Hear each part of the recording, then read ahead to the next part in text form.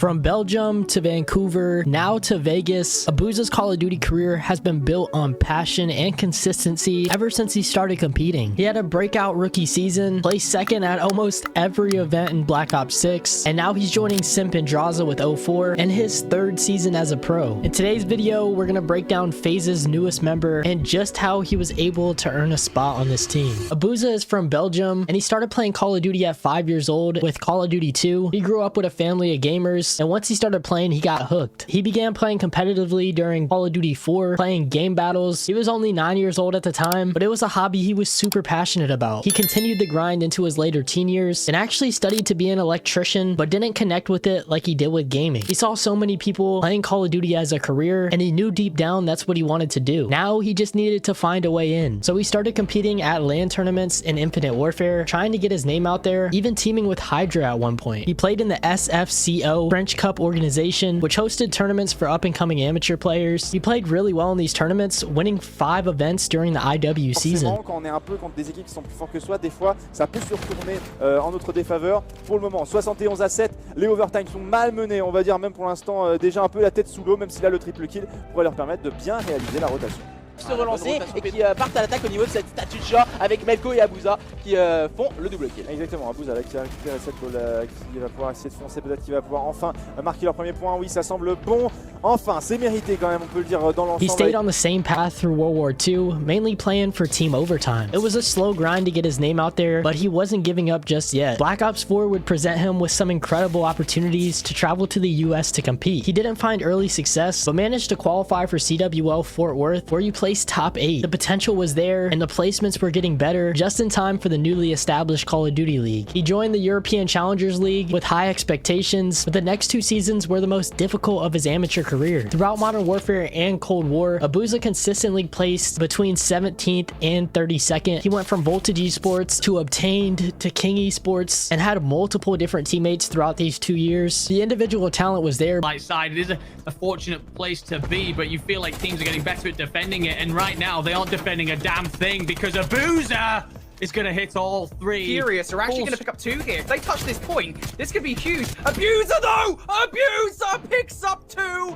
and shuts it down. Nobody's But his placements were poor, so it was hard to get recognized. He could have given up and gone to school full time, but he was determined to make his dream a reality, and things started to turn in his favor during Vanguard. He put his head down and locked in, and as the season progressed, he improved. It was in May of 2022 where he got the opportunity to represent Awabababs. Over the next few weeks, they became the best challengers team in the game and made an incredible run to win the Elite Stage 4 playoffs for $20,000, the most money he had won to this point playing COD. It was a strong finish to cap off the season, and things were only looking up. After years of playing in the amateur circuit, failing multiple times, he finally was starting to see the light at the end of the tunnel.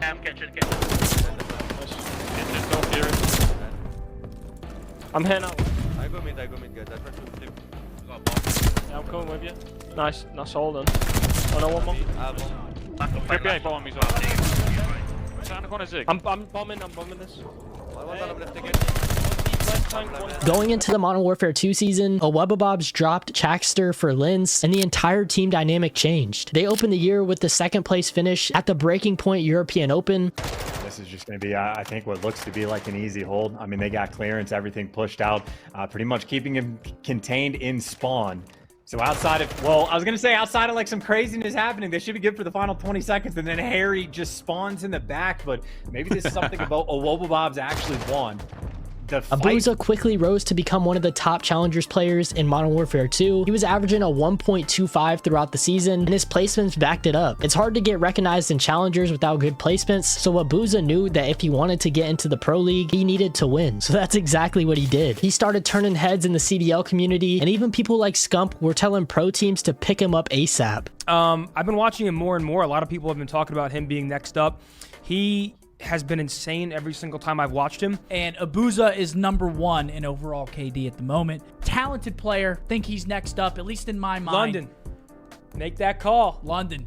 Make that call. You gotta make that call, London.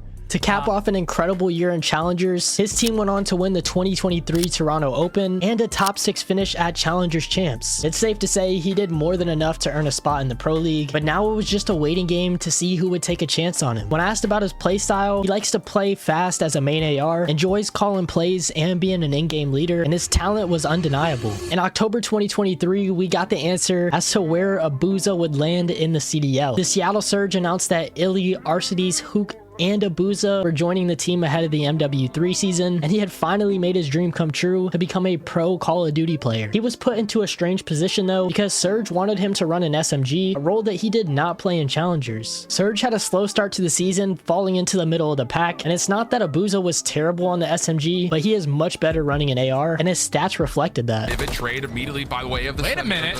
Okay. Abuzah now 1v1 of the Awakening. Long range shots first will land. Oh, both players have to be a single bullet. Pop up from Abuzah. Stun starts to come through. Dealt with that range, and Abuzah, you can see it in the cam. In just his first couple months as a pro, Abuzah was already causing drama because many people thought he was breaking GAs, using single tap to sprint. As a result, Surge was blacklisted from scrims, which undoubtedly impacted the team's performance. What's happening to Abuzah? I think he's getting banned from the CDL.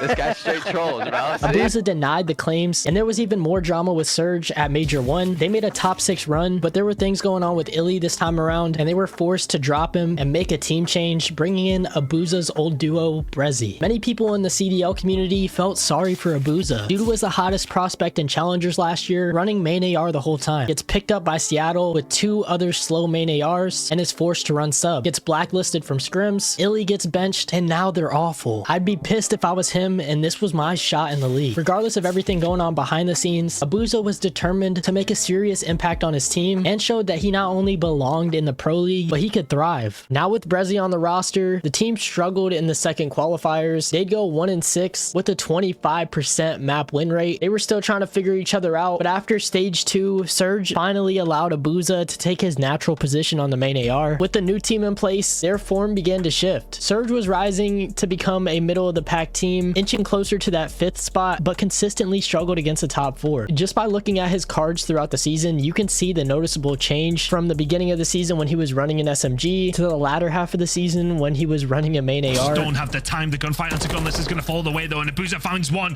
catches accuracy lacking, and Standy had to drop 17 against Seattle to find the win in the search and destroy at the major. Now needs to find the 1 versus 2, can find 1. It's eventually going to be going in up against Abuzah, just trying to survive with 12 seconds to go. And Abuzah gets it done. He gets the defuse. While they qualified for champs, it would sadly be over quickly. The team would fall in the opening match to the New York Subliners, and Abuzah did everything he could. He even tied the series kill record with 122 and set the damage record of 23,000, which is just insane for 5 maps, but it wasn't enough to get his team across the finish line, and they got knocked out of champs in the first round. From stage 3 to champs, Abuzah led the team with a 1.02 overall KD in hardpoint. He also had 11 clutches on the season, leading the league with 9 1v1 wins, and when it came to the Rookie of the Year award, a few players were in the running, but Abuzah and Gwyn were at the top of the rankings. Gwyn ultimately won Rookie of the Year, and I think a big reason for that was because of how Abuzah's season started, but once he moved to the main AR, his true potential was revealed, and he made a serious case for Rookie of the Year. It was a successful rookie season for him individually, but he did make his feelings known about losing the Rookie of the Year at the Esports World Cup. To do with that right now,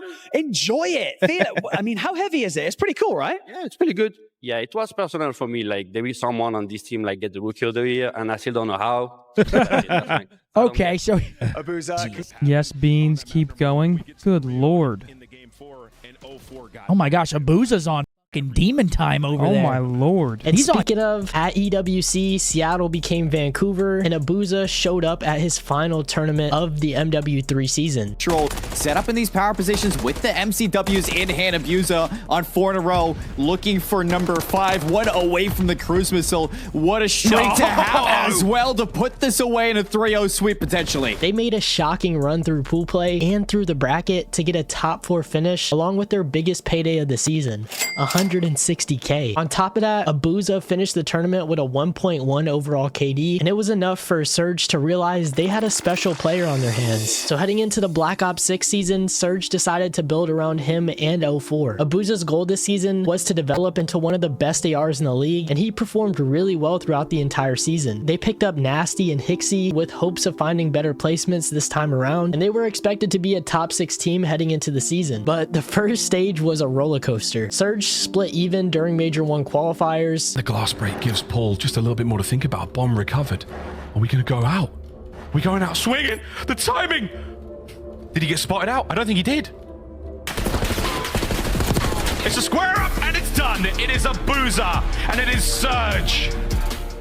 I mean, Abuzah just checked the bomb and cleared it out. That's nobody has to move for the next 7 seconds, so the player in Spiral just can wait to get active. Wait. They're swarming around it. You're hopping it, but it's a cheeky Abuzah. It's the cheekiest Abuzah. Is he going to do anything about it, though? He does! Oh, Abuzah!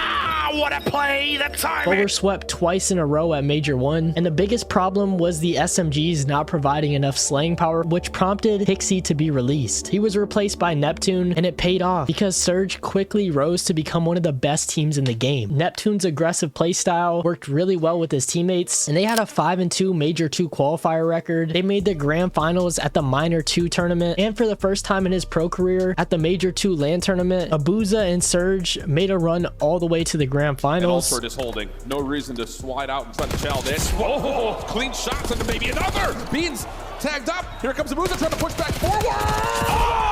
Oh!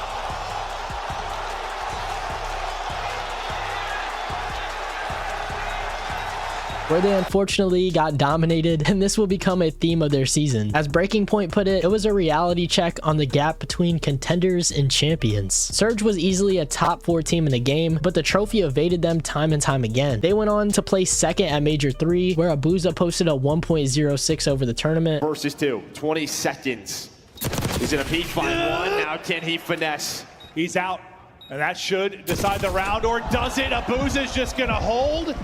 I thought Hydra were going to play the time a bit more and get one more check. But Major 4 was their worst showing yet, a last place finish. Surge did more than enough to qualify for champs, finishing the season in 3rd with a record of 29-20, playing much better than everyone expected them to, and Abuzah was improving with every series. In Abuzah's 2nd ever champs, it started with a loss to Miami, sending them into the losers bracket. But what followed was one of the most impressive lower bracket runs of the entire season. Abuzah led the charge as they took out LA Thieves, Toronto Ultra, Miami in a rematch. Throw a nade back in. Oh my god, he's trapped.